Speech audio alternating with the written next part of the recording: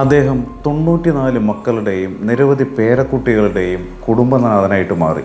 മാത്രമല്ല, കുടുംബത്തിൻ്റെ ഏറ്റവും വലിയ ഘട്ടത്തിൽ 160 മുതൽ 200 അംഗങ്ങൾ വരെ ഒരേ വീട്ടിൽ താമസിച്ചിരുന്നതായിട്ടാണ് റിപ്പോർട്ട്.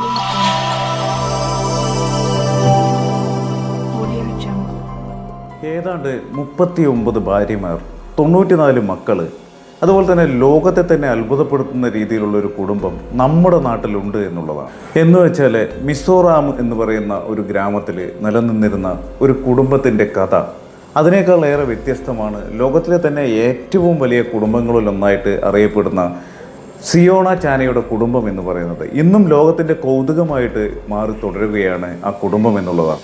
ഏതാണ്ട് 2021 76 വയസ്സിൽ അന്തരിച്ച സിയോണ ചാന എന്നയാൾ 17 വയസ്സിലാണ് ആദ്യത്തെ ഒരു വിവാഹം കഴിക്കുന്നത് തന്നെ.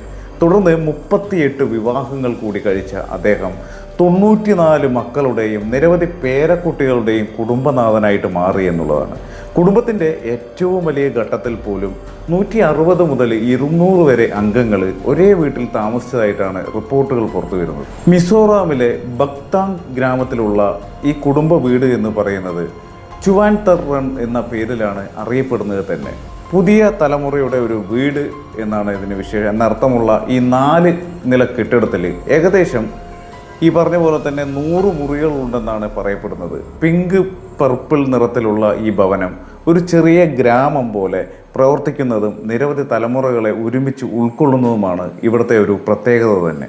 ആ വീട്ടിലെ കാര്യങ്ങളെല്ലാം തന്നെ ഏകോപിപ്പിക്കുന്നതിൽ സിയോണയുടെ മൂത്ത ഭാര്യയ്ക്ക് വലിയൊരു പ്രാധാന്യമായിട്ടുള്ളൊരു പങ്ക് തന്നെ ഉണ്ടായിരുന്നു. ദൈനംദിന ജോലികൾ ക്രമീകരിക്കുന്നതും കുടുംബാംഗങ്ങൾക്കിടയിൽ ഉത്തരവാദിത്തങ്ങൾ വിഭജിക്കുന്നതും ഒക്കെ തന്നെ അവരുടെ ഒരു മേൽനോട്ടത്തിലായിരുന്നു എന്നുള്ളതാണ്. എന്തിനധികം പറയുന്നു, ഇത്രയും വലിയ ഒരു കുടുംബത്തിൻ്റെ ഭക്ഷണവും അതേപോലെ തന്നെ ജീവിതക്രമവും എല്ലാം തന്നെ കൈകാര്യം ചെയ്യുക എന്ന് പറയുന്നത് വലിയ ഒരു വെല്ലുവിളിയാണ്. പ്രതിദിനം ഏതാണ്ട് 45 മുതൽ 90 കിലോഗ്രാം വരെ അരിയും ഒക്കെ തന്നെ വേണ്ടി വരുന്നൊരു സാഹചര്യം ആ കുടുംബത്തിനുണ്ട്. 40 കിലോഗ്രാം വരെ ഉരുളക്കിഴങ്ങ്, അതേപോലെ തന്നെ 25 കിലോഗ്രാം പച്ചക്കറികളും 20 കിലോഗ്രാം വരെ പരിപ്പ് വർഗ്ഗങ്ങളും ആവശ്യമായിരുന്നു എന്നാണ് ആ ഒരു കുടുംബത്തിൻ്റെ റിപ്പോർട്ടുകൾ സൂചിപ്പിക്കുന്നത്.